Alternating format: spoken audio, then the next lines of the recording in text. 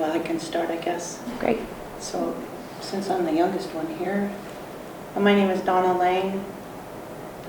I live in Sitka, grew up in Sitka on Katlian Street with my grandma and grandpa, Thomas and Charlotte Young, Thomas Young Sr. My mother, Alfreda Lang, is here, and her brother, her youngest brother, Edward Young.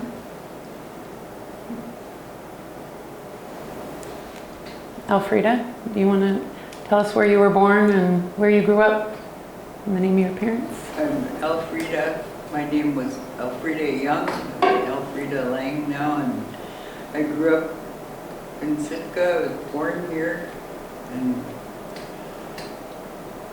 lived with my parents, Thomas Young Sr. and Charlotte Littlefield Young.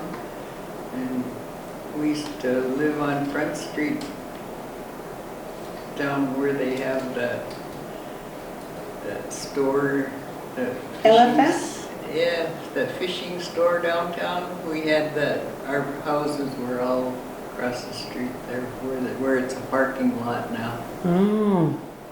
So did you have it so that your family had houses next to each other? My grandpa's house was right on the road, and my mom's house was right behind him, and then across was my Uncle Art Littlefield, and then my grandma's brother, Nick Peters, lived in the other house across from us. Oh, nice. So it was all almost your own little neighborhood, huh? Yeah. He had a big shop, and he'd build things, and he'd file saws, and he took care of us, I think, when we were all growing up. Yeah. That's really cool. There were 8 of you. Yeah, and then my Uncle Art had 4 kids, and my Uncle Ed must have had 6 or 8 kids, and so there was a lot of us. Yeah. And Ed, would you like to introduce yourself? Oh, I just want to say a few words. That's really a sense of humor. I'm Ed Young. When I was in trouble, they called me Edward. By then, they're headed for the door. But I was born down in Katlian too, and I'm second to the youngest out of 8 of us. And I had a little sister, May, and I'll just say it was a fun place to grow up. And we had the best playground in the world. We had a boat shop on each side of the cannery, and go down to the Howards, raise cane around there, and make our way through the cannery and torment the hell out of Gene Painter, the watchman. And go down to Andrew Hope's boat shop and play around in there. Can you talk about that a little more, the boat shop? Well, the Howard shop was on the Thompson Harbor side. It was farther down in the village, but they pretty much quit building boats in there by the time they turned us loose in place. And the cannery was pretty much shut down, but all the buildings were still there. And Andrew Hope's shop was still active a lot. They were still building boats in there. And I think when Andrew Hope was getting older, my uncle Harry Jimmy bought the shop from him, and he started building boats. So, and that was our basic playground there.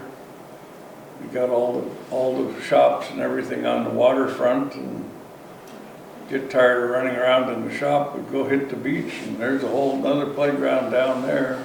Yeah. So do you remember like seeing people building boats when you were growing up around there? Yeah, we could always hear Andrew Hope's shop when they had the machines running. my cousin Pat Littlefield and I would always go in there.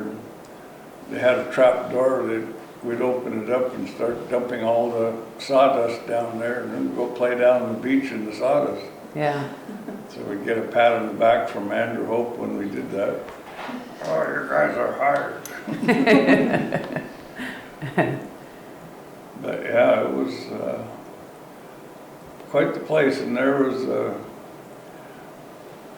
whole army of little kids around that area. And they're all pretty much gone too now.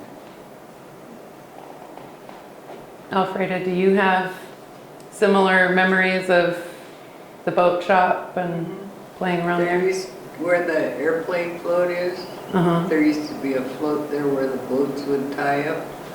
They called it Victoria Float. Uh-huh. And my grandpa used to have a little boat, he'd tie it up right by the gangway there. Yeah. And he had a little skiff and we were always with him and he put us in the skiff and pushed us out. There was nothing on the side of the road there, so, or, you know, on the beach side. Uh-huh. So he'd push us out there and, here, go learn how to row. So between Conway Dock and the float is where we learned how to row. Uh-huh. He'd just push us out there. Yeah. It sounds like those are good memories. They were good. And then he used to take us down to where the turnaround is now. Mm-hmm. There was nothing there. There was where the potlatch is, there was a big hill.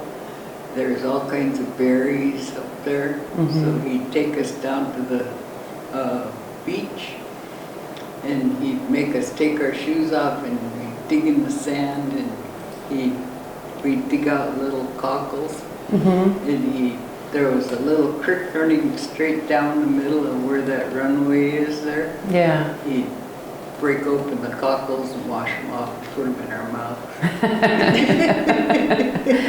Is that a good memory or a bad memory? That's a good memory. It's sad now they turned it into a dog dump. So. Oh, yeah. And then where the potlatch is, there was nothing there, but we got hungry down on the beach. We'd go up there and eat berries or whatever. Is that the canoe club? Yeah, where the potlatch is.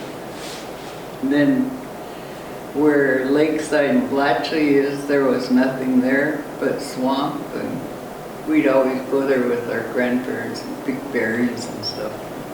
What kind of berries would you pick there? They had swamp berries and blueberries, huckleberries. Yeah. Salmon berries? Yeah. And then down, halfway down, right next to where we used to live, there was Walter Gray had a house there, and then a little bit further down the road, there was a place where the boss of the cannery used to live. And up on the hill there, they called it Brady's, John Brady's, and there'd be where all the salmon berries are now. There was raspberries. The whole place was full of raspberries, and then strawberries. So we'd go down there and eat berries. Oh, nice. What about you, Ed? Do you remember like traditional food stuff or berry picking or eating cockles when you were a kid? Oh yeah. Yeah, I was talking to a friend of mine one day and asking him, who the hell taught us how to eat yanate and sprouts and all the different berries and everything? He said, I don't know, I guess we just knew it. So, but we knew what to eat around there. We'd get tired of berries, we'd go and pick salmon berry sprouts, eat those. And how would you eat them? Would you just pick them and like Pick eat? them and peel them and Yeah. eat them. I used to steal Grandma Charlotte's sugar, and we'd go hide in the woods and pick the sprouts and dip them in the sugar. Then we'd have to sneak the sugar back before she mixed it. Yeah, my mom had a big rhubarb patch, and I got caught stealing a rhubarb one day and got in trouble because I broke the stalk, and she said, that's not how you pick them. she showed me how to pull them straight out, and I went and tried it. Needless to say, for the rest of my life, that was my job.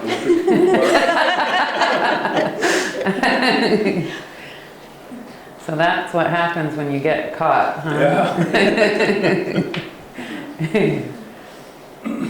What about you, Donna? Do you have some memories of, did you have experiences with traditional foods when you were growing up besides the salmonberry shoots? Just up in the woods there behind Grandma and Grandpa's house. Mm-hmm. We're the next generation after Yeah. these guys. I don't really remember much.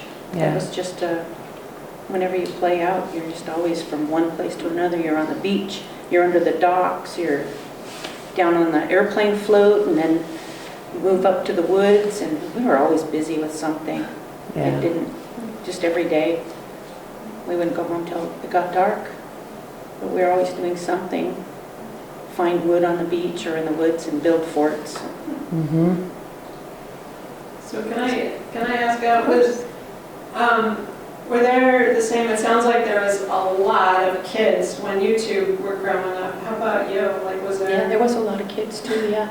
A little further down the road from where Grandma's house was by LFS, you go further down, there's the Sams, oh gosh, the Kitkas, and then Feline Biggs and her family, and Betty Joe and Lori Mayberry, and on up the street, there were more kids my age, and there was a playground nearby, just off the beach, just off. Everybody would meet over there.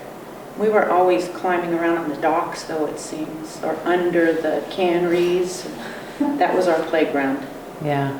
I was even remembering one time, I don't remember what it was, either Lena Loth or Sherry Kirkman or somebody. All us girls got under one of the buildings, and I remember we were crocheting Barbie hats. Somebody showed us how to crochet. Everybody brought, I didn't have Barbies, but they brought all their Barbies, and we were just crocheting just hiding under the docks. Mm-hmm. These weird kids. Who does that? I remember listening to Bridge Over Troubled Waters, or somebody had a radio when we were listening to Simon and Garfunkel. just crazy little playground. Yeah.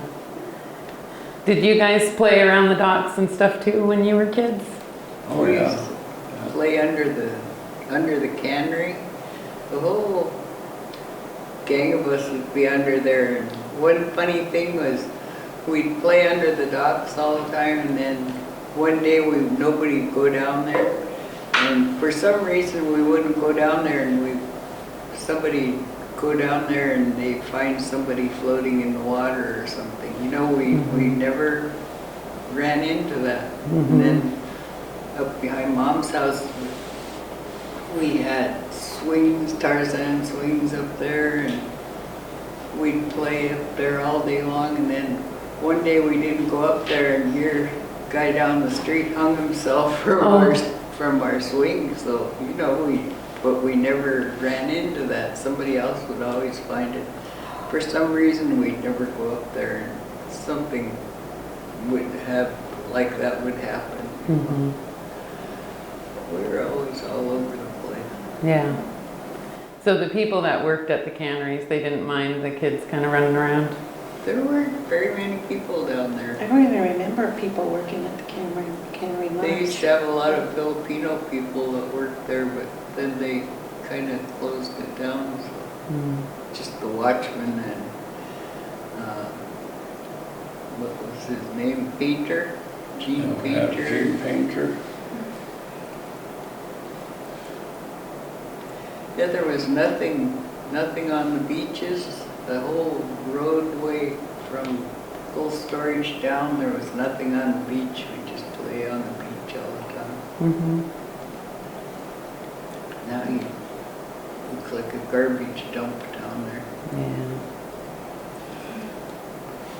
Yeah, a friend of mine sent me a picture of a bunch of them packing a big rope down the street, and they took it down to the tree where we had our Tarzan swing, and one of them climbed up, took the rope up and tied it off, and he was gonna slide down the rope to see if the knot would hold, and about halfway down, the knot came untied, and everybody come laughing out of the woods. Jughead beat the rope to the ground. That was his nickname, Jughead. But yeah, we looked at that picture and just started laughing. Remember when Jughead beat the rope to the ground? So you had talked about, did you say it was your uncle would put you on the rowboat and just sort of push you Our out? grandpa. Your grandpa Our would? grandpa, yeah. Mm-hmm. He used to have a little tiny boat there. He used to deliver mail from the post office here over to Edgecombe. On his little boat, he'd run across. That was his job, I guess. Uh-huh. But he'd always take us out somewhere. Yeah. So was that like some of your earliest memories on being on boats? Yeah, Yeah, it's with your grandpa. he was always with us. Yeah. Did he take you folks out to harvest stuff too, or just? He had a camp out there that was Dog Point Fish Camp. That was his. Then my cousin and his family took it over like they owned it, so it's kind of a sore spot. Oh. We used to go out there and spend the summer out there with them. Yeah. He gave me a little can one time. He told me, "Go get me some fresh water." So I walked all the way across the beach, and I walked all the way back. I was holding the can real still, and he told me, "Dear, you went too close to the beach." I told him I didn't. I went up there. He said, "Look in the can." I looked in the can here and caught a bullhead. Oh.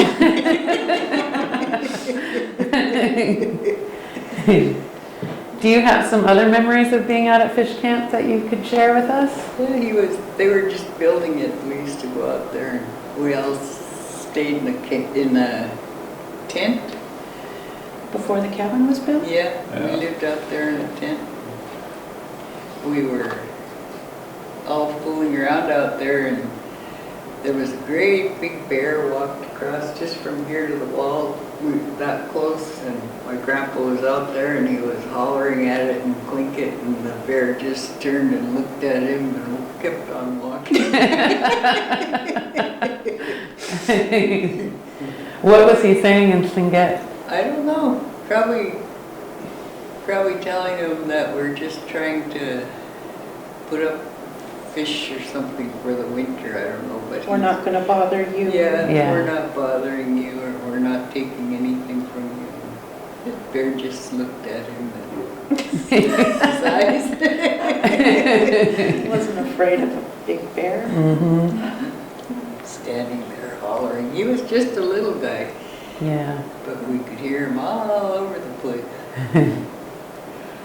He used to have chickens, and he had a great big red rooster, and that rooster used to try to bite us, so we'd stand in my mom's porch and, "Grandpa!" And he'd come out and he'd say, "Come on down." So he'd run across the walkway and down the steps, and right there, a little ways further, and he'd be standing there. He'd catch us just when that rooster would bite us.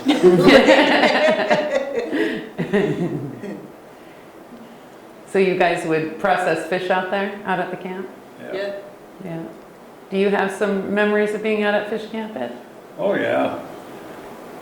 Yeah, everybody had to go back to school one year, and I think I was about almost 5, and I got to go out to camp, and all the rest of the kids went back to school, and I got to stay with Grandpa and Grandma out there. And man, if I knew then what I know now, I would have never left that place. Tell them about your park. Your bark, you stripped. Oh, Your yeah. grandpa stripped. Yeah, I had my partner Nancy out there one time. We were looking around, and we pulled the boat up on the beach. There's a little cove right down from the main cove, and told her, "Come here, I want to show you something." So we walked up in the woods, and there's a lot of yellow cedar trees up there. And on the backside, you could see where Grandpa would peel the bark off. And they'd use the bark to make snooze or whatever Grandma used it for. And he'd bundle it up and throw it down the beach. And he told me my job was to pick up the bundle and put it in the boat and make sure it gets in the boat. So.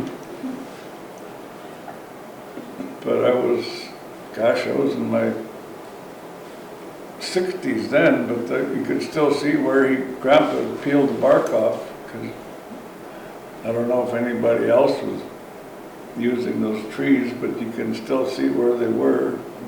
Yeah. So did you get all the cedar bark in the boat? Oh, yeah.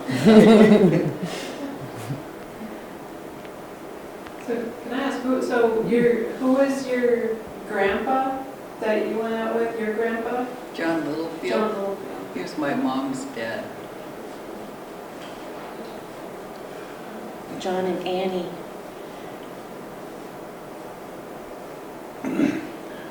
Yeah, I remember hearing about after the cabin was built, Grandma was in there doing something and they just had a blanket over the door and they said she was in there one day and the bear came and stuck his head in the doorway and she hollered at it and he hit it with a frying pan or something, but the bear took off. And Grandpa came down to see what she was hollering about, and she said, there's going to be a door on this cabin tomorrow.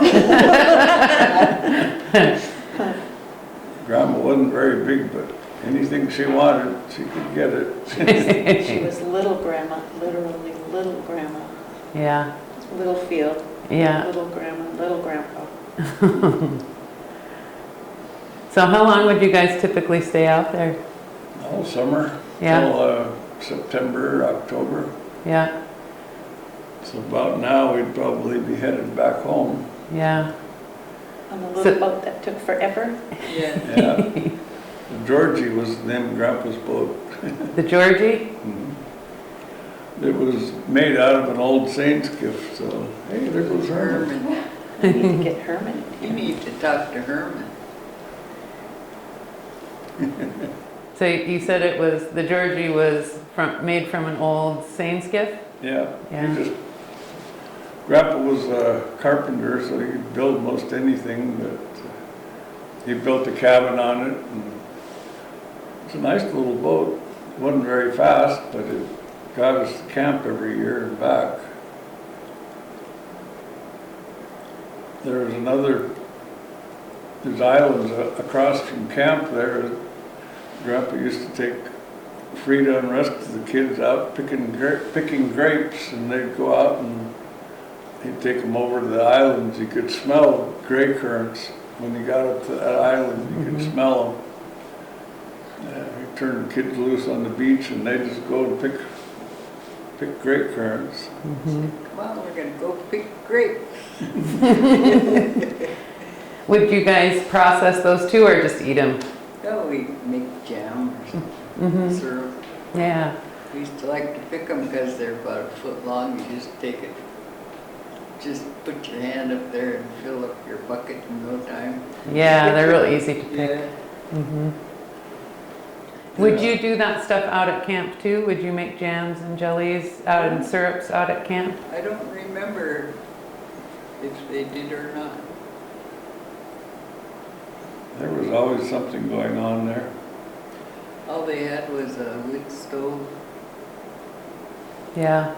We'd have to go pack water. Mm-hmm.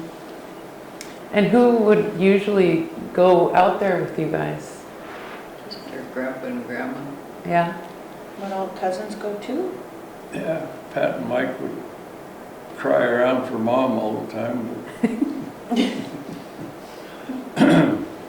Say that jokingly, Pat. But yeah, it was a fun place to grow up, the best school you could ever go to. Yeah. I imagine you learned a lot about being outdoors from your time at that camp, huh? Yeah. Did you learn how to splice rope or anything out there from Grandpa? No, that all happened at the cannery. When I was 12, I got shanghaied. They smuggled me down the boat, made me stay down in the forecastle till we got to where we were going fishing. And I come walking out, and the old man glared at me, "What are you doing here?" I don't know. Okay, I want to hear more about that. So who smuggled you down into the forecastle? My older brother, Tom, Yeah. he said, "Come on, you're going fishing." All right, I don't have to pick berries anymore. It's the only way you could get away from picking berries was go fishing, so. Graduated. Yeah, I graduated. So was that like fishing for to put up for subsistence, or was that commercial No, fishing? Commercial. They told me there's no more mom, no more dad, that's your captain. And you were 12? I was 12, yeah. So that was your first time commercial fishing then? Yeah, Seining? seining, yeah. What did you think of that? Waited all my life to be there, here I am. Yeah. One of the kids would always get old enough to go fishing and they'd disappear and go fishing for the summer.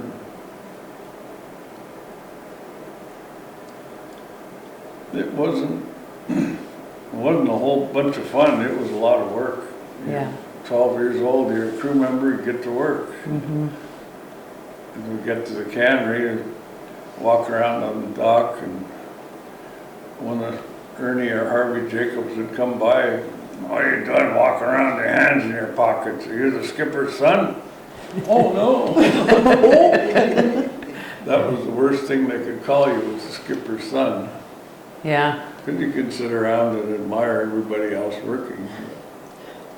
No such thing in our neighborhood. Yeah. Tell them about John pulling you over. Yeah, when you're 12 and you went fishing for the first time, you got to watch out because somebody's going to come by and push you overboard. And just to say that you're a fisherman now, you can learn how to swim, but we already know how to swim. And we were tied up to the dock at Chatham Cannery, and Mo Johnson on the Sockeye King was tied up there. And we were working on our seine, and I was walking up the dock one day, and here comes John. He decided to push me overboard off the dock, and I was already going over, and I reached out and grabbed his fingers, and he came in with me, and I heard guys say that was the first time they ever heard Mo Johnson laugh. I managed to crawl out. "Need a hand, John?"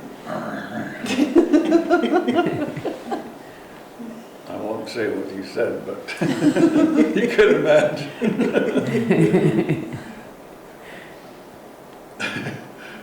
I think that was everybody's one bit of comedy for the spring. Everybody was laughing like hell by the time John got out of the water. He had to go change clothes too.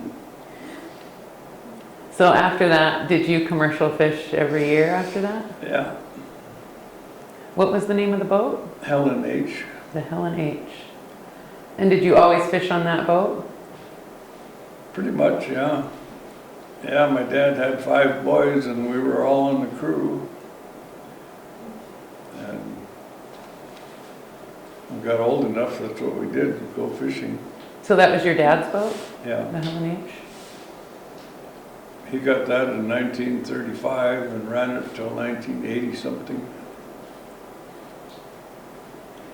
Was that when he retired from fishing? Yeah. And the only reason he retired because his bones gave out in his knees, and the doctor told him there were no fixing those, they were just old. Mm-hmm. When he passed away, his boat sunk. Oh, wow. I was In driving- Washington. I was Oh, driving down the Hood Canal, riding and looking at the docks, and went by this one dock and whoa, slammed on the brakes. People asked, "What's the matter?" I backed up and looked again, and I said, I'll be damned, I could see the bow of the Helen H sticking out under a tarp. Oh. And he said, how did you know it was there? I said, I didn't, it knew me. So I got to go down, went down, looked at it, and was amazed at how small that boat was. 5 of us lived down in the forecastle. 2 guys up in the cabin, the captain and the cook. And man, that was a tiny boat. And how long did you fish on that boat? I don't know. Till 1980, 86 or 87. Mm-hmm. Did you continue commercial fishing and just move to a different boat, or? Oh, yeah. Yeah. What boat were you on after you moved from your dad's boat? I fished on with my brother-in-law on the Estella and Ocean Cape. Fished on that one for a while, and halibut fished on the Geraldine. A lot of different boats. Then you went tugboating. Oh yeah. I was 18 and didn't have to go to school anymore because I was too smart. So the way we got hired on a tugboat, we walked down the dock, and they used to tie up at Conway Dock, and went down, went aboard the Samson, and I knew the captain on there. And he said, hey, what are you up to? I said, oh, not much, just looking around the boat. And I guess he figured out why I was down there, and he says, you want to go to work? I said, sure. So he said, come on down in the morning, we're finished taking fuel and we're leaving. Man, I went to heaven. First time out of Sitka, out of the channel on it, I got to take the wheel, and a little 18-year-old kid driving a great big tugboat, and he said it's like going from a Volkswagen to a Cadillac. Same thing, you're going the same direction, it just kind of turned a little different. So they put you behind the wheel right away, huh? Oh yeah, yeah, they knew I grew up on boats. Mm-hmm. Knew that we knew the water pretty well. So you did that, how long did you work on tugboats? 78 till 85, I think, or 86, somewhere around there. Yeah.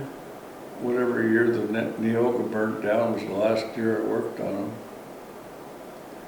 My brother and I were working on a boat and going out through the Narrows towing a barge, and blew a hydraulic line, and all the hydraulic oil went on the engines, and if they shut off the hydraulics it would have stopped, but you got 250 pounds of pressure coming in your face. What the hell are you going to do? I'd get out of there too. Yeah. But by the time he figured out what was going on, it was too late to go back because it already flashed. 30,000 gallons of fuel around the engine room, and they had plastic hose on the sight glasses on there. And when the hoses started melting,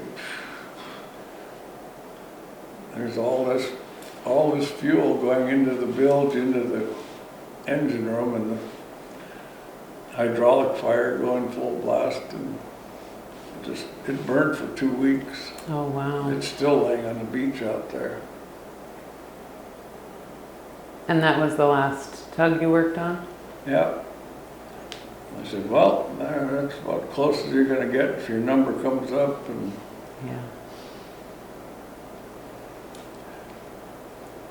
yeah, my brother was supposed to go on a boat, and he ended up getting married, and while he was honeymooning, the boat turned over and sank, and they lost 3 guys off of there. Oh. And the guy that lived off of there, Mike McIntyre, he was on the Aleutian Salver when it burned up and sank, and they didn't want him on the boats anymore. Yeah. I guess he was what they call a Jonah jinx. Mm. He comes around, bad things happen.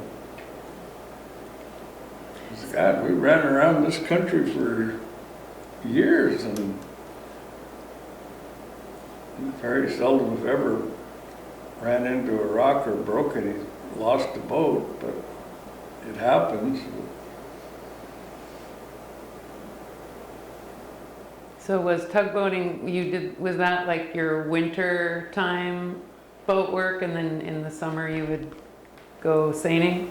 Yeah, that was, I was talking to my brother one time, and because he and I had worked together on the boats, and called him up one winter when he was living in Westport, and he told me, he said, damn, we didn't know we were having the time of our lives then. Yeah. The young kids were working on seine boats, and then we go play tugboats all winter. Never thought of it. Trouble is, all my drinking got in the way. So I finally got that out of my way too. Can't even imagine living that lifestyle anymore. That was the one thing about learning how to go fishing. They taught you how to drink too. You would know that growing up in Metlakatla. Yeah, they often have gone hand in hand. Did you tell them about Grandpa's boat when you went back down by Uncle Jim? Oh yeah.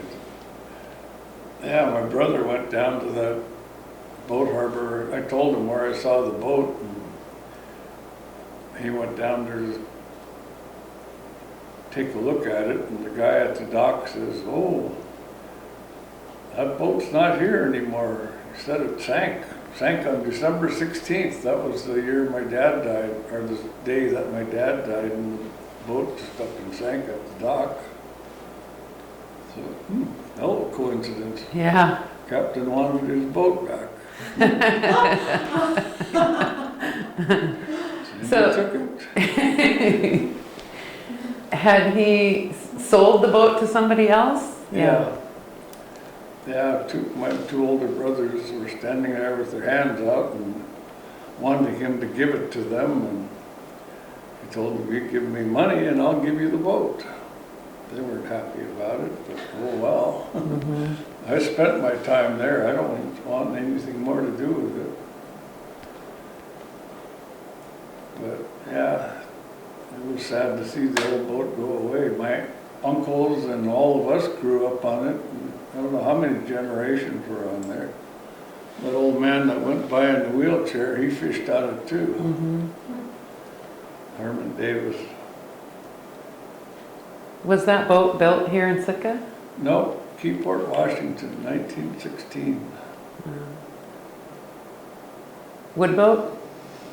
Was it a wood boat? Yeah. Yeah, it's pretty sad. You go down the dock now, and it used to be when all the herring boats came in, all the old, beautiful old wood boats used to come in, and we'd go down there and have guys all standing around the docks, bull sessions going full blast, and yeah, I really felt bad. One time I went down there and all these guys with hats on backward. Oh, well, like, you know, I'm really, what kind of conversation is that? Yeah, it's a thing of the past anymore, unfortunately. They're not made out of wood anymore. They're plastic and steel. Mm-hmm. And they're battleships, for crying out loud. They're bigger than most of the tenders we used to have. Did Uncle Harry build boats down there in his shop too? Oh, Did you get to yeah. hang out with him when he was doing that? Yeah, we helped him build the Pearl Strait. That boat's still floating around. My cousin and I hung out with him all winter when he built the boat. And we helped him launch it, and we got to go with him when he first took it out fishing, and we were right out here by 6 Mile Rock. And we had the radio on listening to news, and that was the day Robert Kennedy got shot, right at 6 Mile Rock when Robert Kennedy died. Hey, they're killing the presidents now.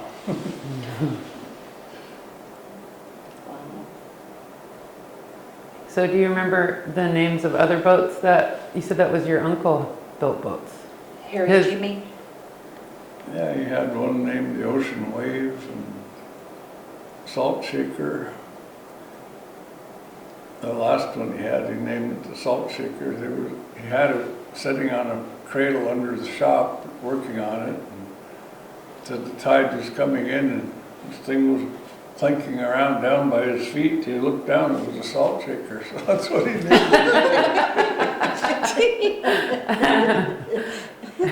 And were there certain types of boats he specialized in, or just? Gill netters. He was a gill netter. He didn't care for seining. Yeah. Those guys are drunk all the time.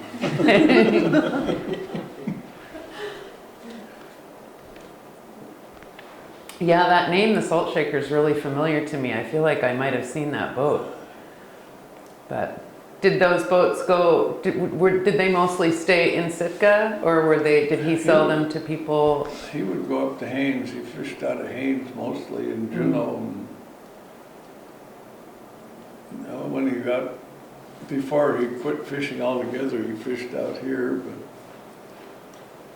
I don't think he liked it very much, but he liked sockeye fishing up in Haines.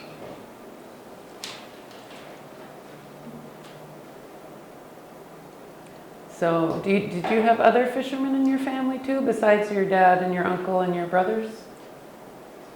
My nephews.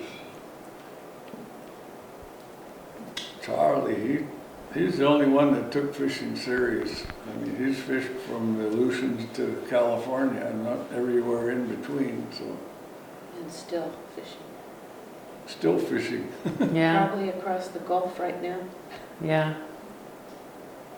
So doing all kinds of fishing, sounds like, huh? Oh, yeah. Yeah, they'd fish salmon up in Area M and go down to California and fish squid. And they always get in on the roe fishing, or roe herring fishing around here. Did you fish for herring too? Nah.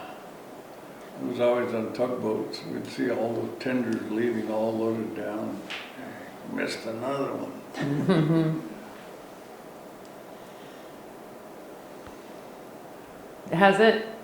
Have you noticed a change in the herring spawn just over your lifetime here? Oh yeah, they're doing their darndest to kill it off in this area. Didn't they used to spawn in the channel? Yeah, it used to spawn from Salisbury Sound all the way up to Silver Bay and all the way south on the outside. Now you get a little area around Sitka, and they call it wonderful. Yeah. Can you describe the herring spawn? Like how did you know the herring is spawning? The water's milky. Yeah. Yeah, you get out in the morning and you can smell herring spawn because they'd spawn in the channel. You know, right out by Thompson Harbor, that one little island that sticks out there. The herring used to spawn really heavy in there on that crabgrass. My brother and I I don't know why, we decided we'd go walk on the herring spawn on the beach, and it was just so thick you could walk on it. We were all soaking wet and thought, oh man, we're going to get in trouble. But there used to be a pond down here by where SPC is now, about 10 feet across or so. And the tide went out, it would be full of water because we used to fish bullheads in there. But we were walking by, it was getting dark, and we could hear something splashing, so we went and looked down there. Holy cow, it was full of herring. So we snuck home, grabbed a bucket, went down there and scooped a bucket full of herring. Went home, come walking in the door with a bucket full of herring, and they forgot to get mad at us.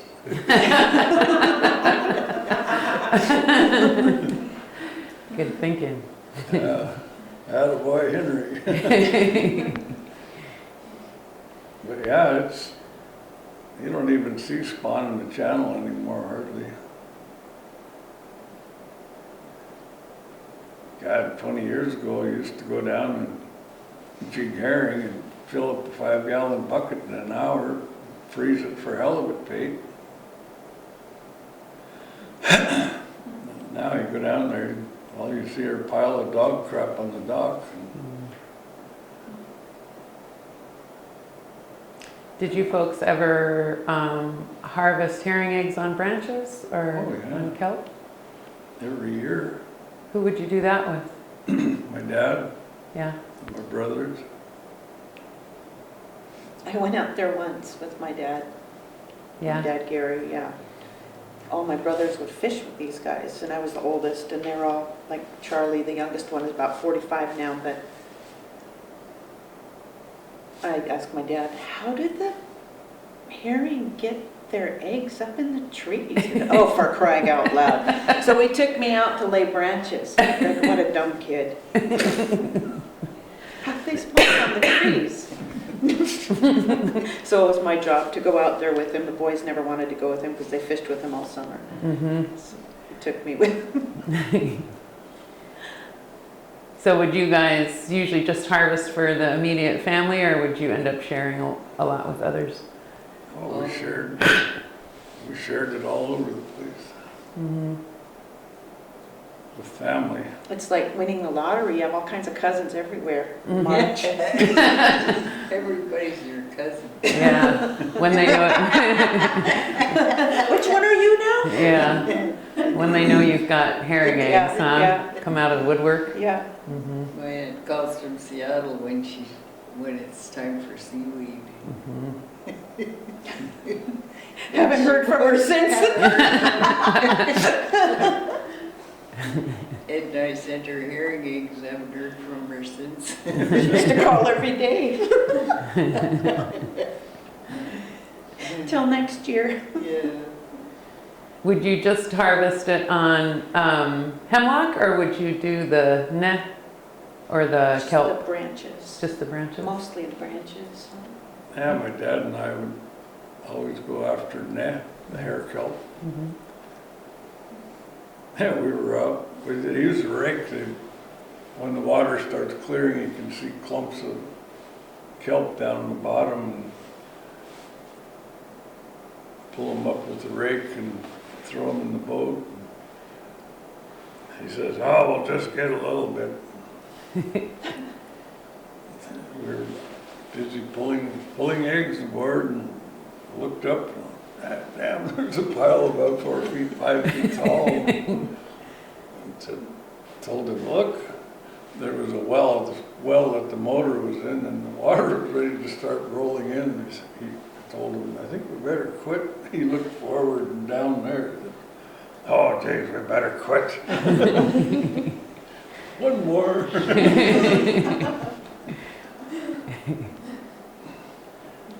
Yeah, I went out with him one time and said he was going to check his branches, and we ran out to Middle Island, and God, there was heavy spawn everywhere out there. Running along the beach, and he slowed down. He was looking around, and the hell, there was a little stick there, just a stick about that big, and he pulled up to it and started pulling it up, and there was twine on it, and then there was rope on it. Holy smokes. I said, oh, that's pretty smart. You got a little buoy that big and you can find it. Old Indian trick. A lot of old Indian tricks involved in that stuff. Nobody can steal them if they can't see them, huh? Yeah. Have you Yeah. had branches stolen before? Oh, yeah, Yeah. Every year. yeah. One time I had my nephew Charlie out, and we were out on the outside of Middle Island, and I said, "Hey, Char, come here." Run over, there was a set in front of us there, and told him, "Come on, I'll show you the fine art of stealing branches." So we pulled it all up, and pretty good bunch of eggs there, and told him, I grabbed one branch and told him, "Cut this one off." Threw it in the boat, and pulled it a little farther, grabbed another one, and how can I choose? We let it go. You don't have to take all of it. We've got enough to eat. What the hell? So that's how you steal branches. Sneak up on them. Just take a little bit, huh? Yeah. A couple branches, they'll never miss it. Yeah. Don't have to take all of them. What the heck? What about you, Alfreda? Did you ever go out to harvest herring eggs? Nope, my dad said, "You're a girl, stay home." Oh, boy. Yeah, Bad luck on boats. Oh, it was that one, huh? Yeah. Except, Mo Johnson had all his girls, Karen Johnson, and Charlie Carlson had all his kids, and Marilee and Kathy Carlson were always out fishing with, but Grandpa was, nope, no women on the boats. Oh, unless they're taking you somewhere, right? So. Unless they needed their seine sewn, no. I mean, because you were on the boat to go to the fish camp, right? Yeah, or Yeah. berry. I remember going out with Grandpa Tom on the Helen H. We would go out to camp, or he would take us berry picking. I don't remember where it was, but I remember blueberries everywhere. Crustop Sound. We used to go there too. Special blueberry patch. Oh, yeah. And there were Some of the strawberries too. The logged off areas, Mm. before the trees start growing too big, there's branches or blueberries everywhere up there. Yeah. But he even took my mom out there a couple times. She had a hell of a time walking up in the brush, but once she got there, she'd sit by a branch and just fill up her bucket. Mm-hmm. My cousin Pat and I would always go along with them, and our job my job is to carry things around. I always tell people, that's why Nancy keeps me around, carry things.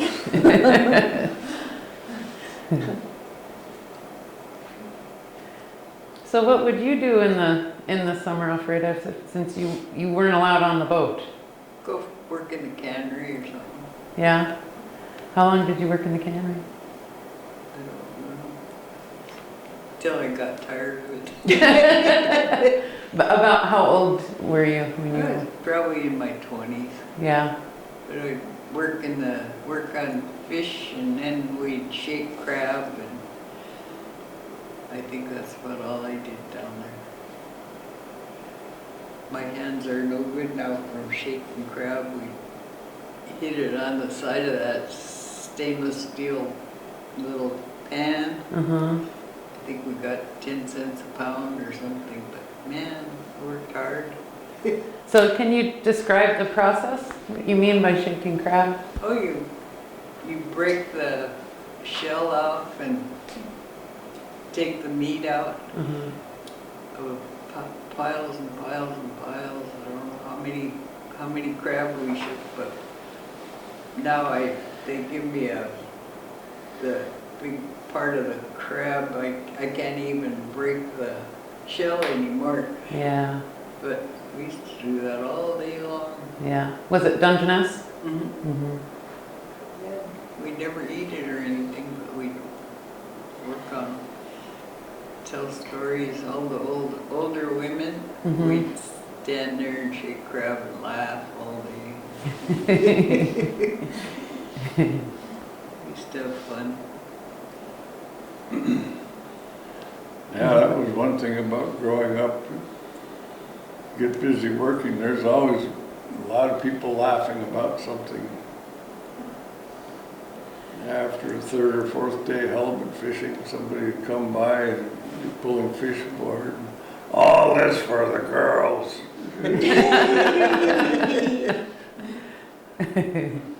One more like that, you're going overboard. But yeah, I was up in Haines with my uncle. We were smoking sockeye up there, and we'd go up to the smokehouse at 5 in the morning. After most of the summer has gone by, he said, "How can you call it work when you're having fun?" Yeah, good one. When we were growing up, there was no TV or radios, nothing. We just had to play outside. That's all we did was play outside. I think that's where we got our sense of humor. We'd sit and tell stories, make up stories and stuff. Nobody talks anymore or laughs. We used to do that all the time. Thinking of Auntie Nancy falling down the hill Oh, yeah. picking berries. Auntie Nancy Littlefield, she'd take us picking berries up they call it the dam road, up Cascade. And that slope that has that red mud on the side of the road. I don't know what she was doing, coming down, I guess, and she fell. And when she fell, she was coming down head first, and she had her bucket between her legs, and she was holding on to it, and she was calling, "Charlene, Alice, God darn you, Frida!" She was holding her bucket between her legs. She didn't want to spill her berries. We finally went over by her, and we were all laughing so hard. She was so mad at us. Darn you guys. So we got her bucket, and she got up, and we ran away.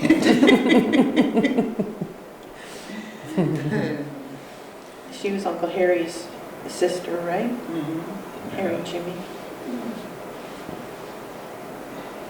She was Alice Teitel and Mike Littlefield and Pat Littlefield's mom, Charlene. Always in trouble.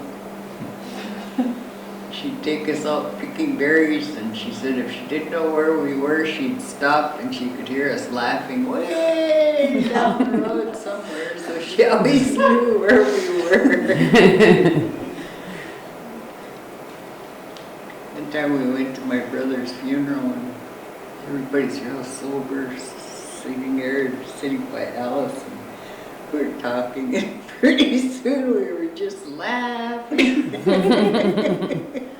Everybody was so disgusted with us. I didn't like him anyway.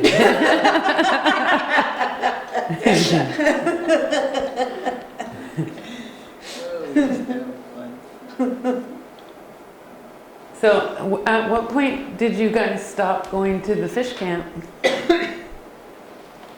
Probably 60s. Yeah. After Grandpa started getting too old. Yeah. He After passed Grandpa away. passed away, and then Uncle Ed and all his kids took it over. And since we grew up in the village, they didn't want us around. Called But us they village kids. sold the property that he owned, Yeah. and they tore all the houses down, and they couldn't rebuild on it because they took the posts out of the ground. It was a restricted deed. So they got all goofed up. That's across from LFS, where the grandma's houses were. She used to have apple trees and gooseberries and raspberries, every kind of berries. Goats. She had goats, they had chickens. My dad had his power skiff and my other skiff, he named it, one was Tagalong, one was Pinky, that was the goats' names. Tag along and Pinky? Yeah. Yeah, we Grandpa used to make French toast every once in a while. We could never figure out why it always tasted different. Frida hit the nail on the head one day. He had fresh eggs. The eggs were fresh, so they didn't. And goat's milk. And goat's milk. Yeah, he had food, all kinds of food, but we never really ate vegetables. I was thinking they're trying to kill us. Vegetables.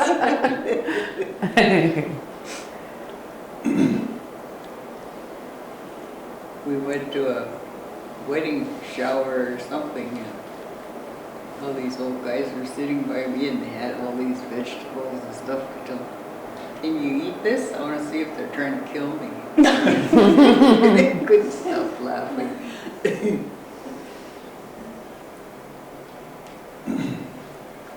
Yeah, my mom and dad were talking one time about during the Depression, it didn't bother them up here. Nobody had any money anyway, but they weren't never hungry. Caught or shot at whatever they would eat. So what other traditional foods would you folks eat? Dry fish. Deer meat. Yeah. I remember Grandma had a basement, and she had a little tiny room, and it was wall-to-wall jars of food. Yeah. Jar sockeye or jar deer meat or something. She had everything in there. Mm-hmm. Did you all ever do seaweed? Oh yeah. Seaweed was always on the menu. Yeah. Did you harvest it too, or yeah? Oh, yeah. Yeah, we still do. Mm-hmm. Just the black seaweed, or do you guys get red ribbons here? They mainly got that up in Haines. Yeah. But my dad and my uncles used to smoke deer meat, and they'd store it in seal grease, Mm-hmm. put it in the freezer, and man, you'd have grease all over you when you're eating. So would they make the seal grease themselves? Oh yeah, Mm-hmm. Did you ever make it with them? yeah. Yeah. They had a, This is where we grew up. Yeah. had a big smokehouse behind Mom's house. Remember they were making elderberry wine in the smokehouse. Grandma Emma Duncan came to visit, and they were, I hear them laughing, they were out in the smokehouse behind the house. They were drinking elderberry wine, and I think she got 2 kawashu to go home. Mm-hmm. So she was sleeping in the grandma's living room. You can hear her yodeling. I guess when she got kawashu, she'd start yodeling.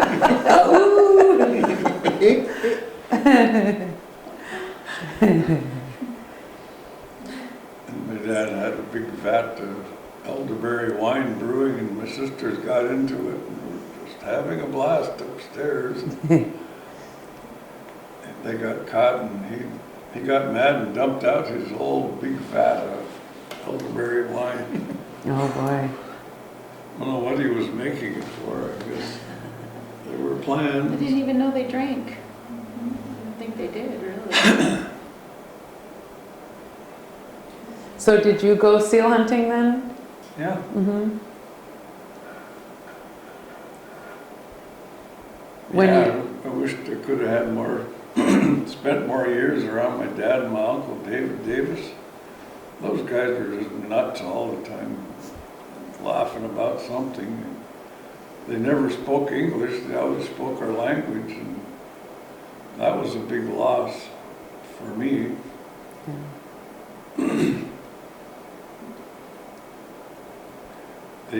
Nancy, my partner Nancy, used to take Herman Davis and Chuck Miller and I out up to the high school or out on the Allen Marine boats and tell people what it was like to be around here growing up. And by the time we were headed back, they'd have me get up and say something and tell them how Herman was an example of old Tlingit people. Chuck is another generation. He was fortunate enough to spend time with his grandparents, and he was getting pretty fluent with the language and everything, and customs, and Good teacher. good teachers. Mhm. And I am a product of Sheldon Jackson. They tried to kill us off, and they damn near succeeded. Yeah. They didn't want us to learn our language or cultures. They wanted us to go to school. Well, I hated school. Yeah. But luckily, there's a few people around there that are still fluent and know enough about our culture. I could pick up on some of it anyway. Mhm. And man, you read those Donna books about the old people, and it's fascinating. Yeah. When we were growing up, they didn't speak Tlingit around us. They stopped talking when we came in. They weren't allowed to teach us, or they'd get in trouble for speaking their language, so we never did get to learn. Would they just switch to English when the kids came in? Yeah. So we lost out. Yep. Yeah, but it comes back to you though. One time Mom said that she woke up one night and her pillow was all wet. She was talking Tlingit. She was thinking, I actually squat. That, you know, Roll over. it's so guttural. And Yeah. you know, you kind of spit when you talk and wondering why her pillow was all wet. She's making speeches in her sleep. She doesn't speak Tlingit much, but she understands it. Mhm. Her Uncle Ed too.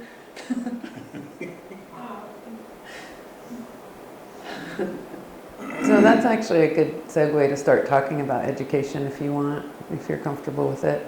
Can you describe going to school? Like what schools did you go to? What was that experience like for you?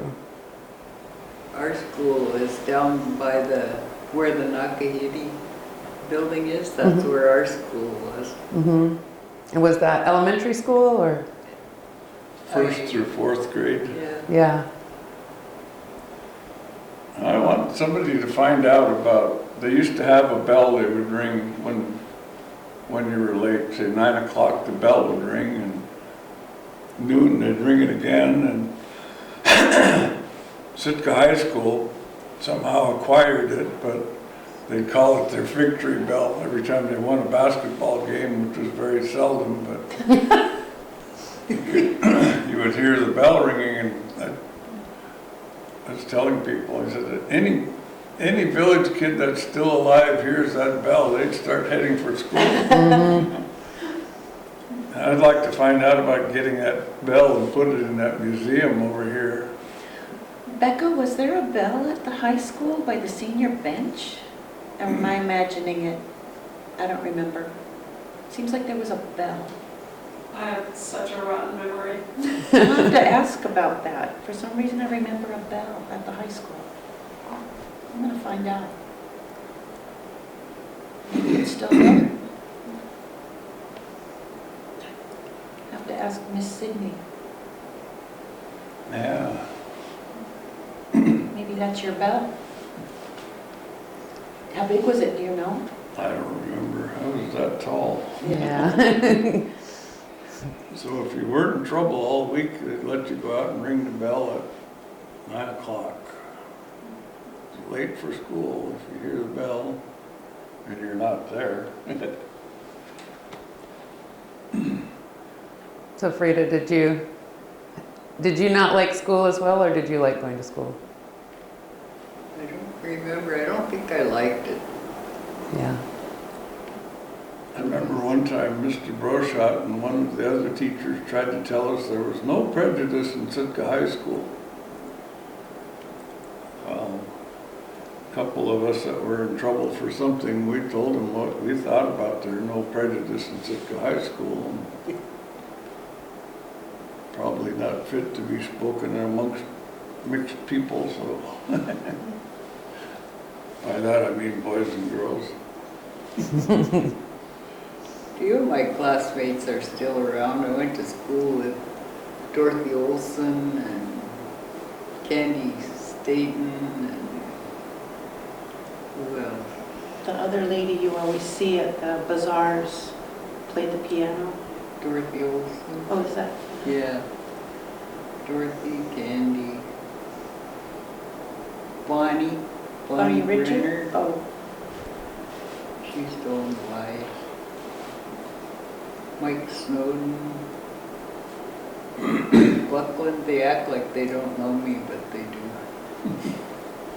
Now, the elementary school that you're in, was it predominantly Native kids or was it a mix? Was it just, it was mixed? And then what school did you transfer to after that when you moved out of that one? Fair enough. So that's where 5th grade was, fair enough school, so we went up there. Mm-hmm. They used to let us work in the cafeteria, so I'd work there and I'd get, instead of paying you, they'd give you two weeks lunch tickets, so I'd give them to my brothers that were there, so I'd wash dishes or whatever, and then the kids got to eat too, so. Yeah. she was the oldest sister. Oh, okay. I was the boss. She's still the boss. Don't let Edgarella! And then was the Katlian Street gym, or the school, is that the high school or the junior high? The old high school is right there where we went to By high Market school, Center? By the Market Center. Mm-hmm. Yeah, I remember that when we were freshmen, we finally got to go to typing so we could learn how to type. Now my great grandkids are trying to teach me how to use a phone and everything. I already know how to type. I can't. Yeah. I can't figure it out. Too lazy.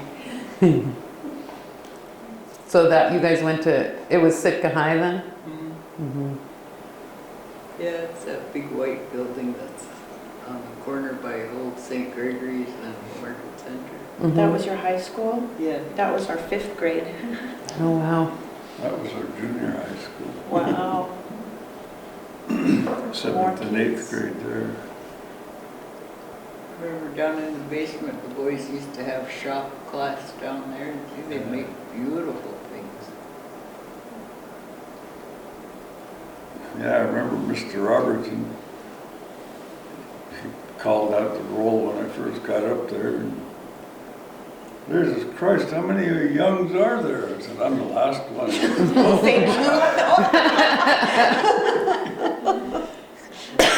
And all my older brothers from Tom, George, Henry, Jim. I was the last.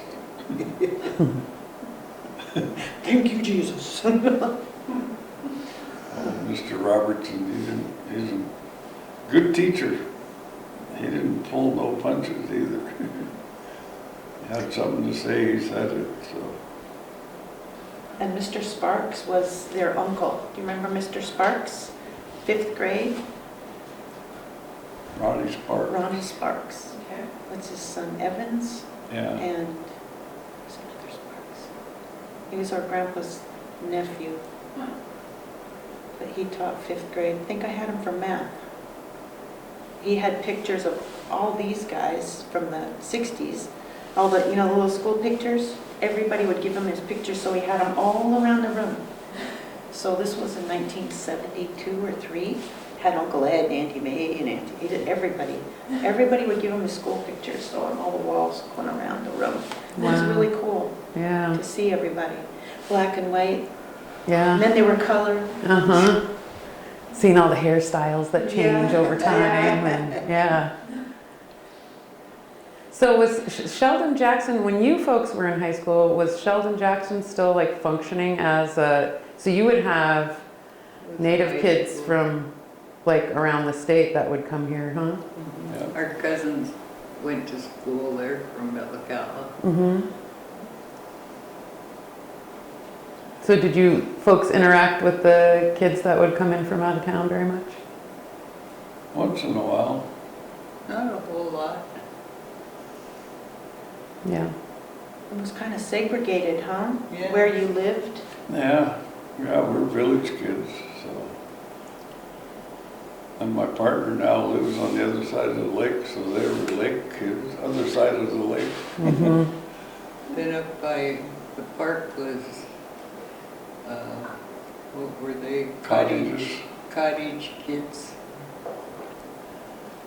Then over on the island, you had the Millerville kids and the FAA housing kids, and Alice Island kids, and Charcoal.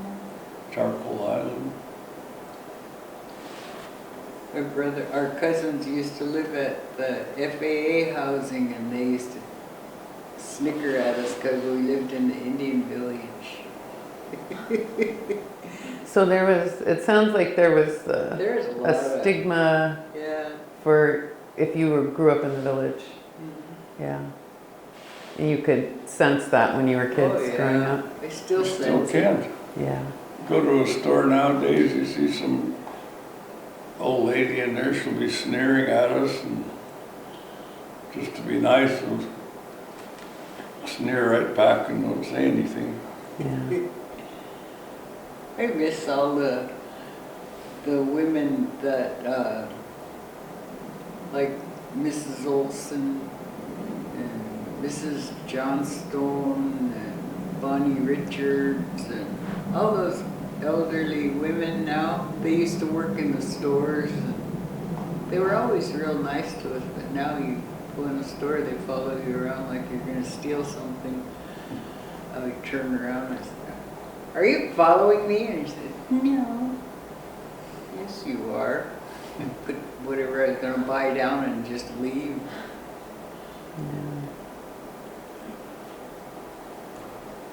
Do you feel like that in most of the stores that you go to here? Or just, do you have Yeah. some that are comfortable for you? The only place we used to like to go to was Ben Franklin. Mm-hmm. Yeah, there's a Ben Franklin in Ketchikan too, and when I was a kid in Met, and one of my favorite things, I know this is an interview about me, it just reminded me of that, but growing up, Ketchikan was the city, so it was a treat to go to Ketchikan, and Ben Franklin's was like the store I It had always wanted to go everything. to. Yeah, it really did, all the cool toys. Sometimes they had fish in there, like little fish tanks, and Easter chickens. yeah, that's right, yep. Little baby chickens. Mm-hmm. They used to have Neil Anderson's and Stoff's 5 and 10 down where Tuffy's store is, those buildings where the men's stores are. Mm-hmm. There used to be a 5 and Dime and Neil Anderson's and The old lady store. the old lady store, Peterson's. I think their name was Peterson's. They were couple elderly ladies there. Yeah, you Columbia Bar. walk in one door and go through the store and walk out the other door.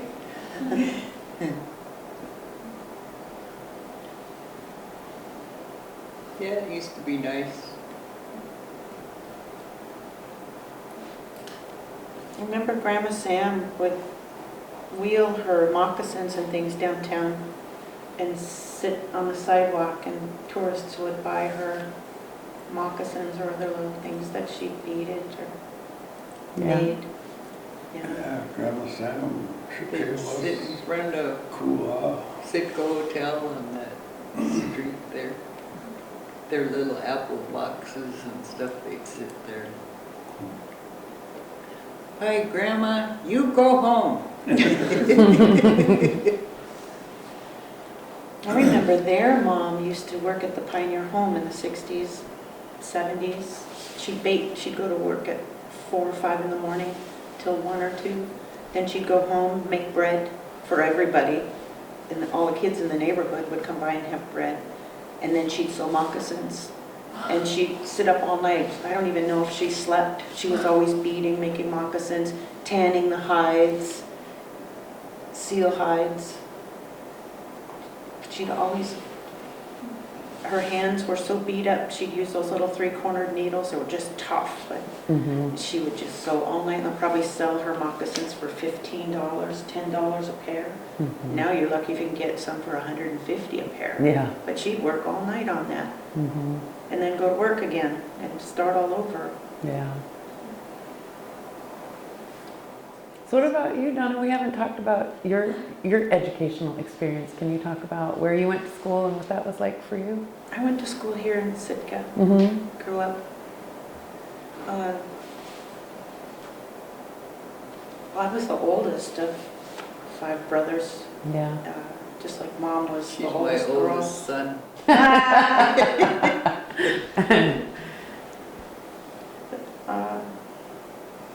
always heard about racism, but I don't know, I was kind of in the middle. I didn't really like that. If I saw somebody getting picked on, somebody not treated very well, I kind of always just, come on, let's go over here. I didn't like that. Yeah. I wasn't violent or, people kind of thought I was tough, but knock that off. Yeah.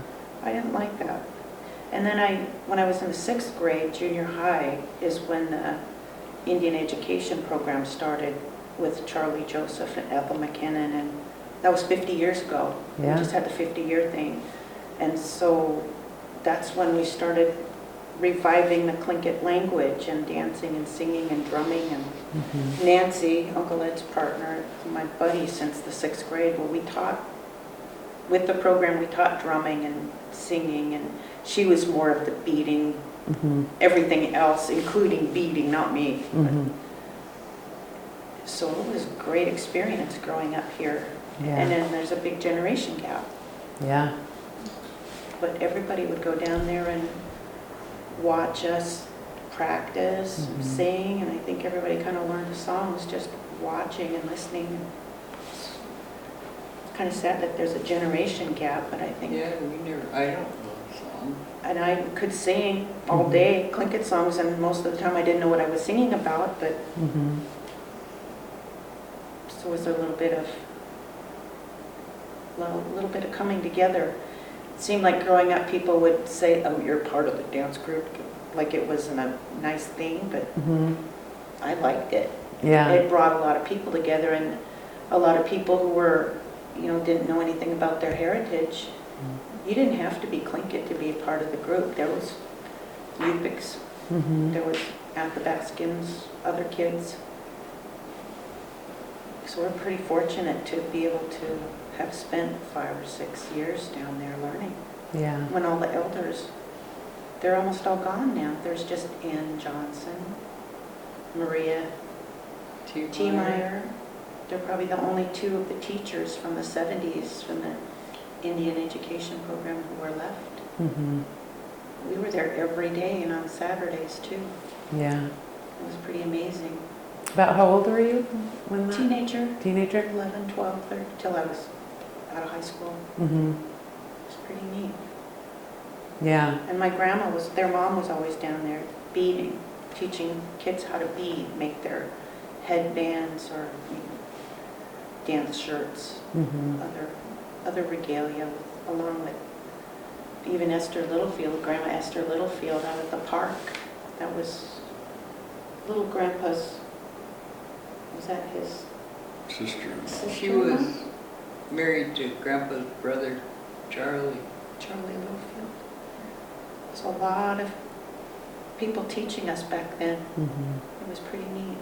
Yeah. It probably helped me stay in school. I liked school though, but between band and going to work every day at the A&B Hall, it just kept me going. It was nice. And we had to have good grades in order to be able to participate in the program or travel too. So it kept a lot of kids wanting to do better in school. Yeah.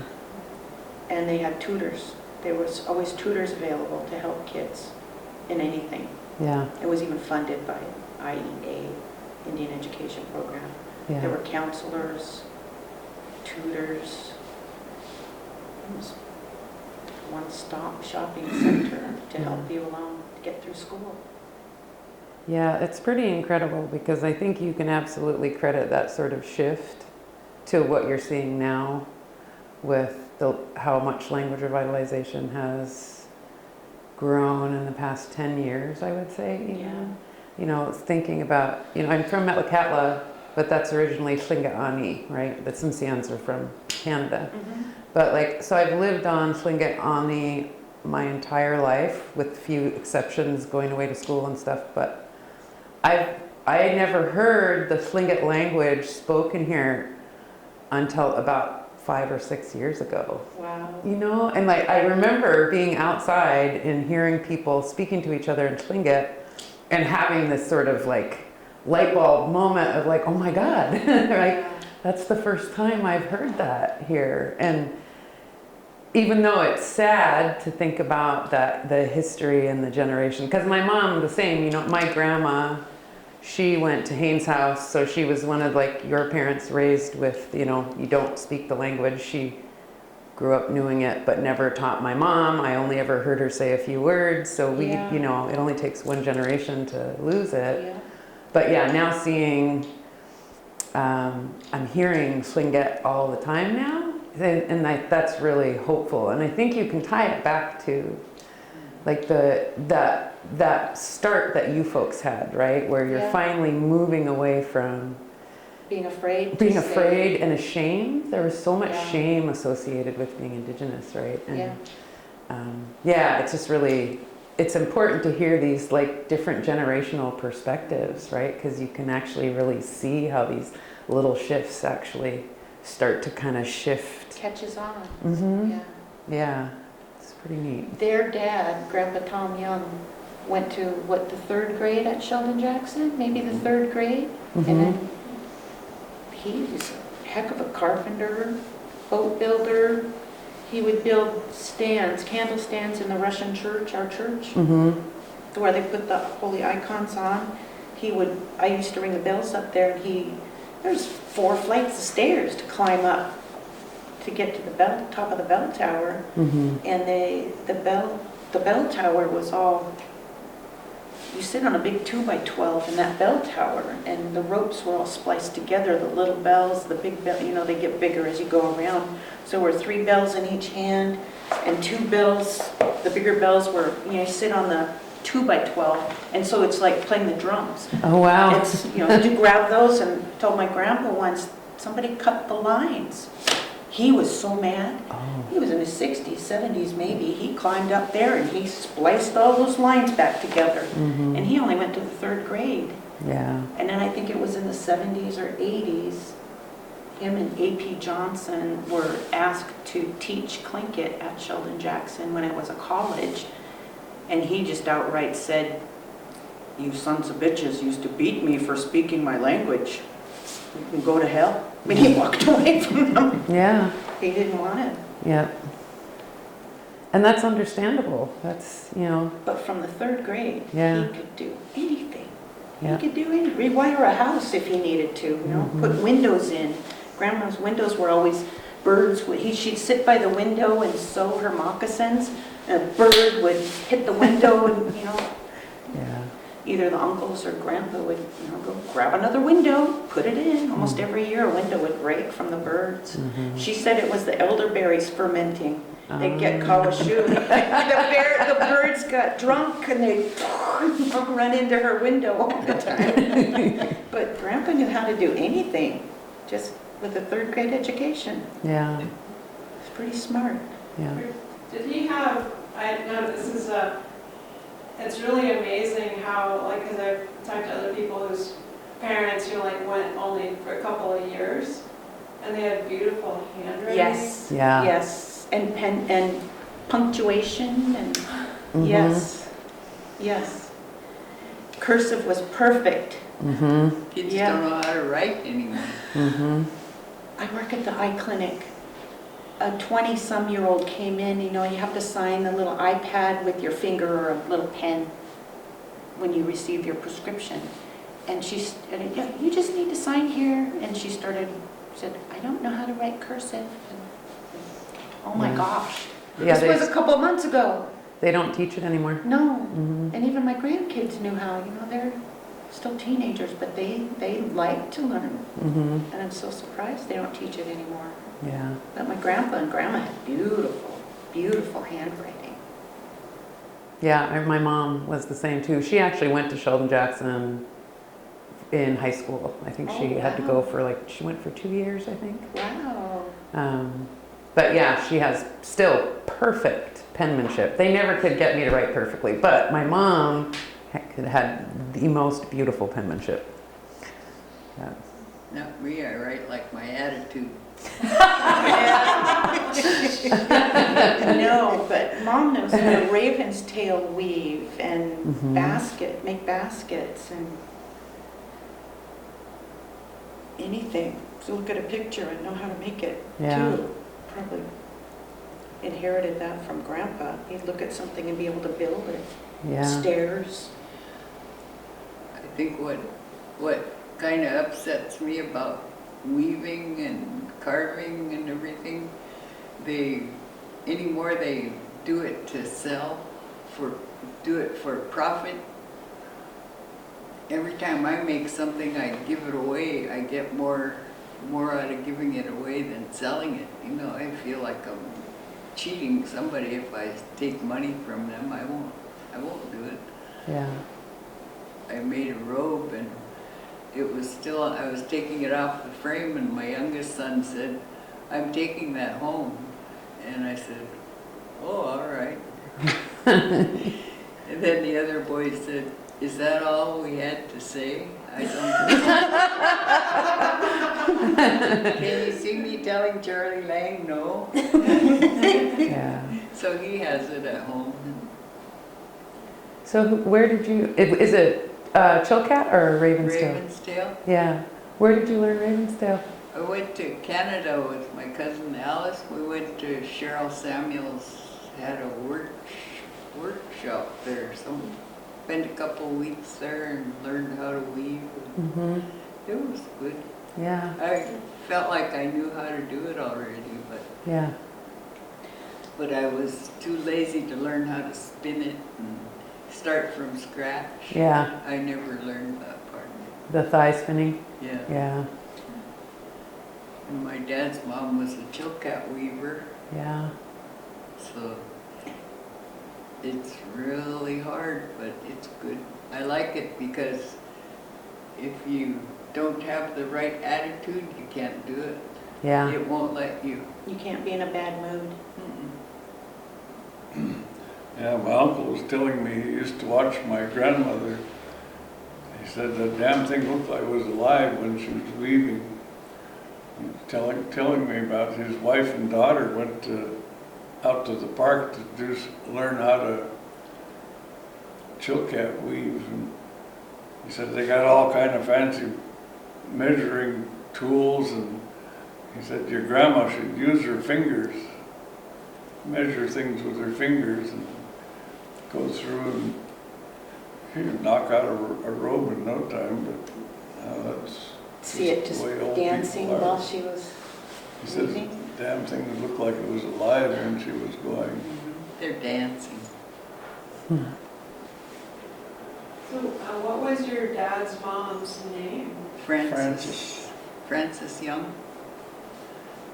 Frances Shorty, maybe. Yeah. And she was Sitka? She was from Cluckwan. But they came down here.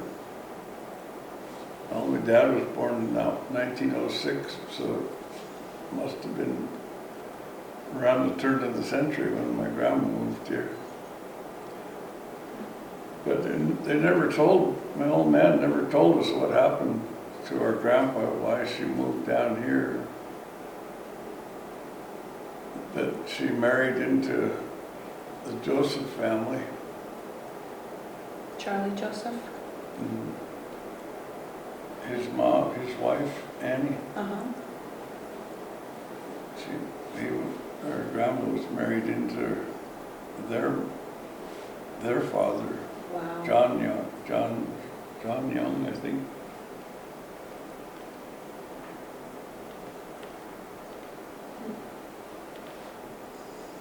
could sit here and look out the window all day. Yeah, it's beautiful. I think Southeast Alaska has some of the nicest libraries I've ever been to. They all have these like beautiful And used to have the views. best McDonald's view. I know, huh?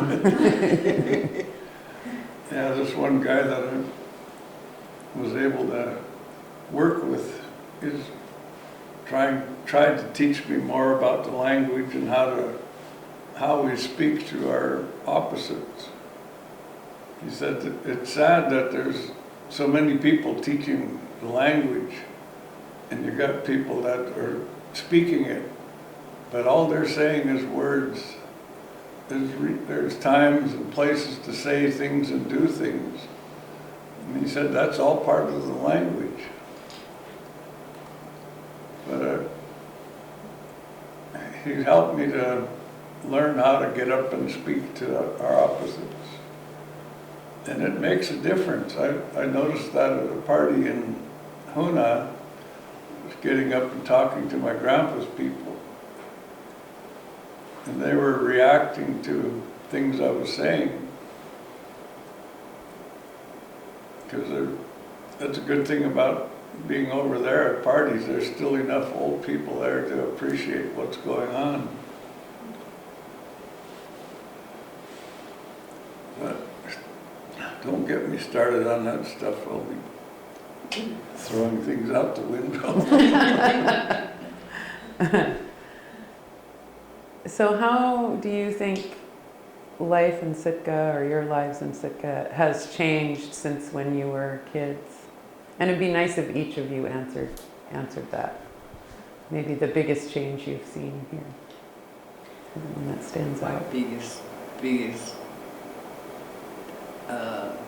what I don't like is they changed everything.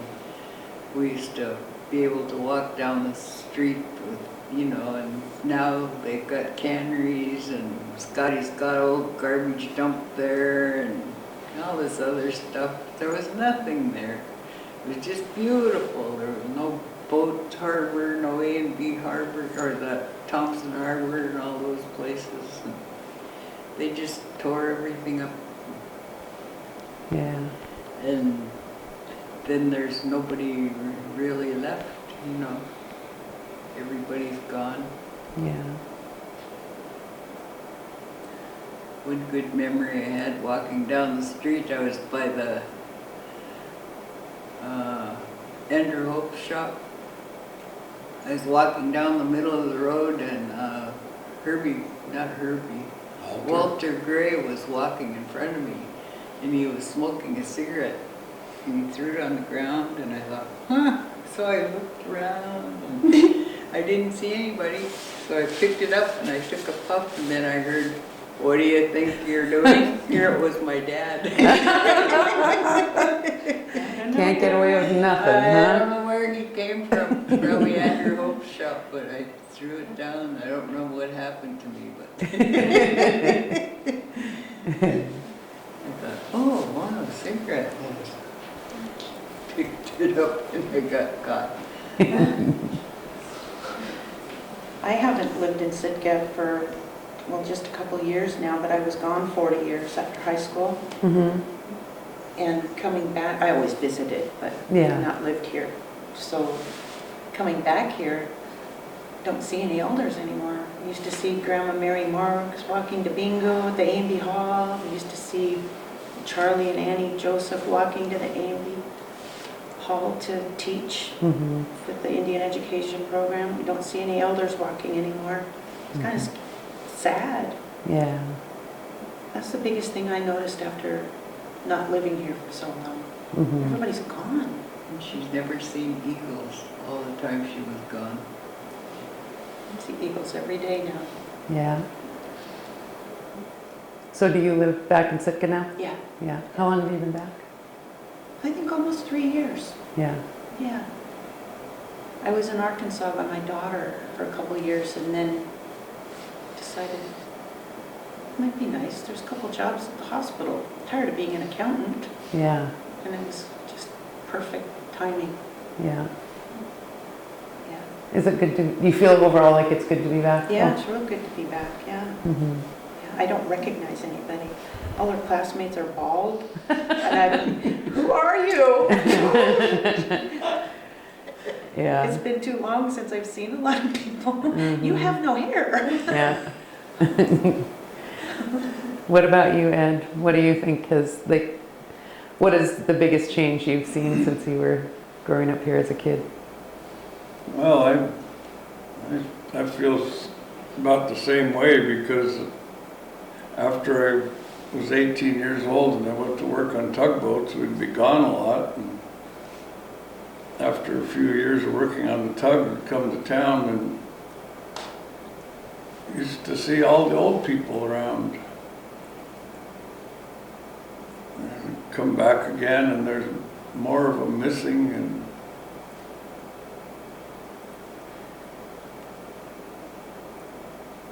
Mrs. Duncan, she used to be my mom's buddy there. They'd always go picking berries, and she married Billy Davis, and then they both disappeared. Just people have been dying off around here, and go walk through town and don't know anybody anymore. I ran into a lady that I used to go to, that went to kindergarten the same time I did, and started talking with her, and I think there's 4 of us left from our kindergarten class up at Baranoff School. Mm-hmm. Fred, Sam, Pat Littlefield, Beverly, Bart, and I think are about the only 4 left that I know of. Shocked the hell out of me one day. I was walking across the parking lot in Lakeside and somebody calling, man, what the hell? Turned around, there's old Beverly Bart. That's a nice thing about it, you know, she ain't afraid to stop and say hi. Mm-hmm.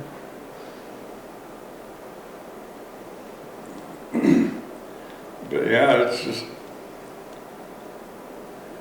you used to know the people that owned the stores around town, go in and talk with them. Now you go into the store, they act like you're going to steal something. Mm-hmm.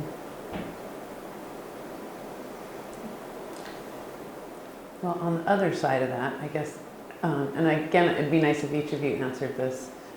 What do you think is the best thing about living in Sitka and being by the ocean?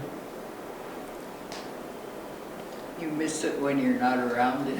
Yeah, The Go smell. to- Yeah. the Go to smell. America or Alaska and it's not the same. Yeah. My daughter was in Anchorage for probably 10 years when she first got married and had babies, and then she was in Arkansas when she came to visit Grandma. She said, "Oh, I smell seaweed." Like, wow, I don't even think about that. Mhm. She's just been away. Middle so of long. January, she went out stargammon and went wading in the cold water. She hadn't been back here in a while. Yeah. Grew up in Juneau, but she's been gone for Yeah. about 5 years. And first thing she does is she runs out in the water. My great-granddaughter said, Grandma, Auntie took her shoes off and she was walking in the water. I said, isn't she crazy? Still snow on the ground. Yeah, she missed it. Yeah. I understand that. She likes, but when they were small, they had their pictures in the paper. They were in inner tubes and floating around in the bay. The books took pictures of Mount them. Edgecombe in the background. Yeah. I was just looking at that picture yesterday. Sitka Sentinel, like 1992 or so. What about for you, Donna? What do you think is the best thing about growing up in Sitka and by the ocean?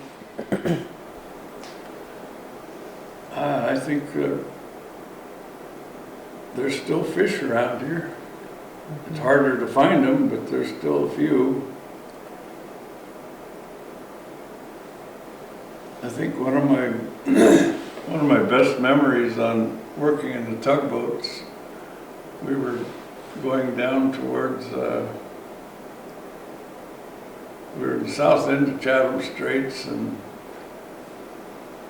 it was about midnight, I went up on watch and we had Charlie Joseph with us. By then he was in his late 80s and pushing 90, and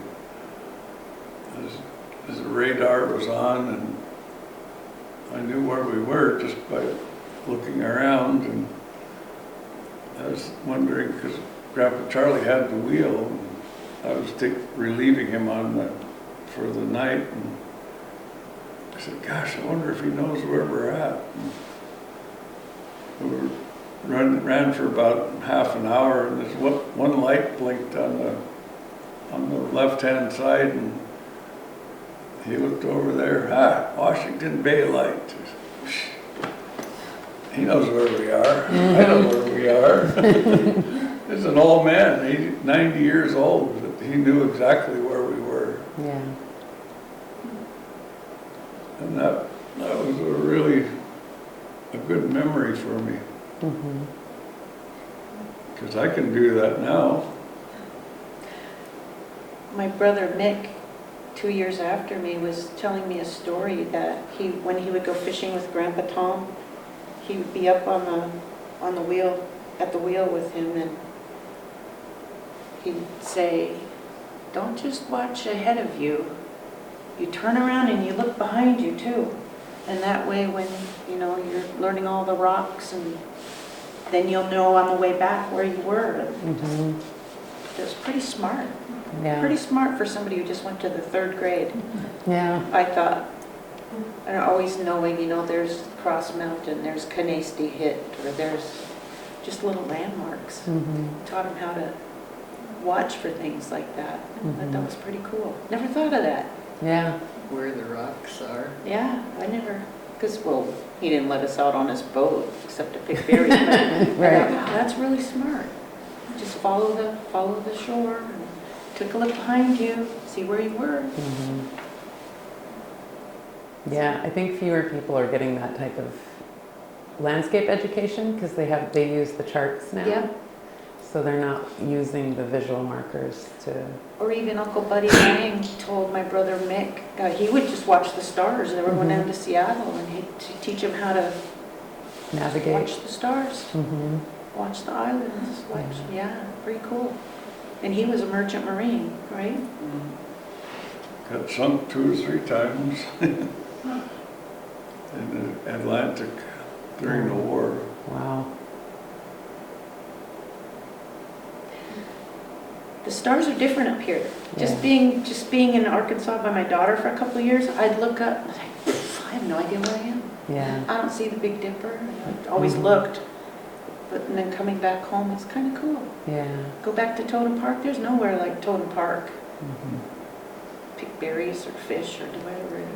Totem Park is amazing. Yeah. Or Harbor Mountain. To see all the islands out here. She goes out there and plays her saxophone. Yeah. I got my sax in my back in my car. It echoes all over. It's really cool. Awesome. So a particular time of day? Oh, anytime. I was walking over the bridge, or walking to the bridge, and this little guy come bopping up down the trail. Hey man, the Pink Panther. He was bopping across the bridge. Liz Maicedo used to play her trombone and my sax in the park when we were in high school. She'd start on one side and I'd start on the other. She'd play something and I'd copy her, and then we'd kind of meet over by the bridge. And tourists, we were hiding in the hiding in the bushes playing. We could see the bridge in the park. And some tourists were kind of dancing across there, and we stopped playing, and they were looking. And probably thought we turned the tape recorder off, but it was echoing all. It's just nothing like Totem Park. Yeah. Totem Park is really cool. And I have just because it sounds like a lot of the changes are because the village used to be much more residential, and it sounds like, are all the people that you're calling grandma, they all actually, like Grandma Sam and That's Grandpa what we Joseph, those are all, That's That's Grandma the way Duncan. they addressed them when we were growing And up. a lot of We had times- to- We didn't know their first names. It was Grandma Duncan. Yeah. Grandma Littlefield, Grandma. Grandma Peters, Grandma Flora. Yeah. Mrs. Charlie Joseph. Charlie Joseph was always Grandpa Charlie. I remember going to my grandpa's after school once, and they always had people there visiting. They'd be off the ferry for 6 hours, or a couple hours. They'd stop, and they'd always cook for them. And then I came home once and say hi to your grandpa. He never told me his name. I have no idea to this day what their names were. It was always grandma. Say hi to your grandpa. Tell him your name and clink it. First time a white woman ever talked to me in my language. Let's go off and cry in the corner. I'm not going to say my name anymore. But never knew anybody's names. They were all grandma. Yeah. Grandma, this is your auntie. Grandpa. Never knew names a lot of times. If they were just passing through town, they'd always go to grandma's house, and she'd always cook, no matter what time of day. She might have just, made a cake. And she'd go and somebody else would come in and she'd throw some herring eggs on there. I don't know how she knew. Had to have been frozen, but she would always be cooking something. Wonder why we're not petite little people. So, and you all grew up your whole growing up? Yeah, one of my favorite things about, we used to hate picking blueberries, but the day after we went picking berries, we'd be gone all day doing whatever we do, and get home and smell fried bread and blueberry jam on the stove. Man, fresh bread and fresh blueberry jam. Doesn't get any better than that. It really doesn't. No. It's like those two things were meant. Fresh jam and fresh bread are supposed to be together. Yeah. Yeah. And I know everybody probably wants to but one other thing, did you all grow up in the church? Yep. Altar boy? You were an altar boy? You got paid for being an altar boy?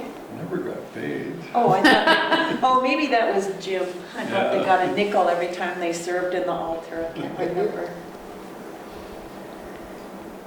Okay, so one last question. Is there anything, unless you had something. Okay. Yeah, I didn't mean to cut you off. We've been here for a while. So is there anything else that you wanted to share with us? Any stories or topics you wanted to talk about that we didn't ask about?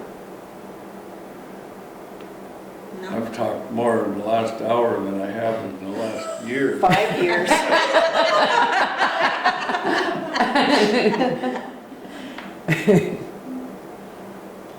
Well, thank you guys so much for coming and spending some time with us. Nice to So, remember. Thank you. Yeah, there's some good stories. Yeah.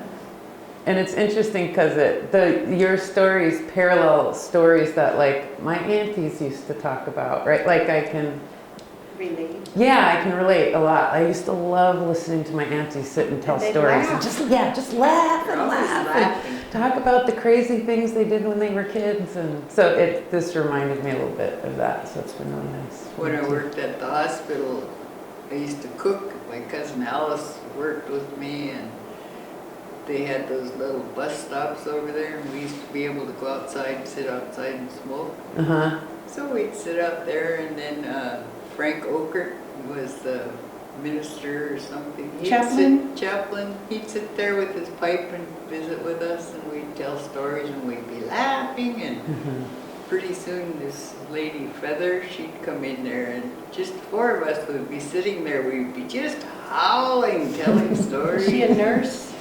She worked in the office somewhere. But we'd sit there, and all the way up to the fourth floor, they used to come down and said, "What are you guys smoking?" None of your business. We'd just sit there and tell stories. And Frank would just sit there and kind of chuckle around. The good stuff. Yeah. What are you guys smoking? Pretty soon everybody was down there. We just have a blast. Yeah. Weren't you saying something about Grandpa smoking opium with the Oh, chamans and the canneries? Yeah. I heard about that one. I ran into my uncle my Uncle Art and Greg were sitting in his front porch, and Uncle liked his Seagrams, so they'd always have a pint that stashed away. And I think I was in probably my early 20s, and what the hell, we went and had a couple shots of whiskey with them, and said, hey, you guys want to smoke some pot? And, oh, hell, we used to smoke that a long time ago, and they told me that all of them, all of the guys used to go up to the Filipino bunkhouse and smoke opium with the old Chinese guys. I already know about that stuff, but they knew how to smoke pot. It's not new, I guess. I always tell my great nephews, they were shocked when they found out some of the things their grandma told them about, and I said, you guys never invented anything. It's been going on for generations. Yeah. Crazy. Okay. Yeah, the more I learn about our people, the Tlingit people, the more I appreciate being here. I always wonder what this place was like before all the craziness came here. Yeah. Before the library was here, Yeah, there was a that- creek. Was there a creek? Yeah, There's a- down under Sitka, the Salvation Army used to be right there, and there was a creek coming down from the lake. I think you still get humpies jumping out here. Probably smell them. Yeah. You go out to True Value, you can still smell the humpies there. They're still going up the creek or the culvert. Mm-hmm. They must, I don't know how far up they get, but there's been enough of them coming back every year. There's always schools of fish laying outside there. And that beach right out in front of True Value, that used to be another swimming hole. And I had my dad in my car one time, we took him for a ride. He was late 90s. He said, that place over there is where we used to go swimming. I said, hey, that's where we all learned how to swim too. Though it was so shallow, we never learned how to swim, we dog paddled.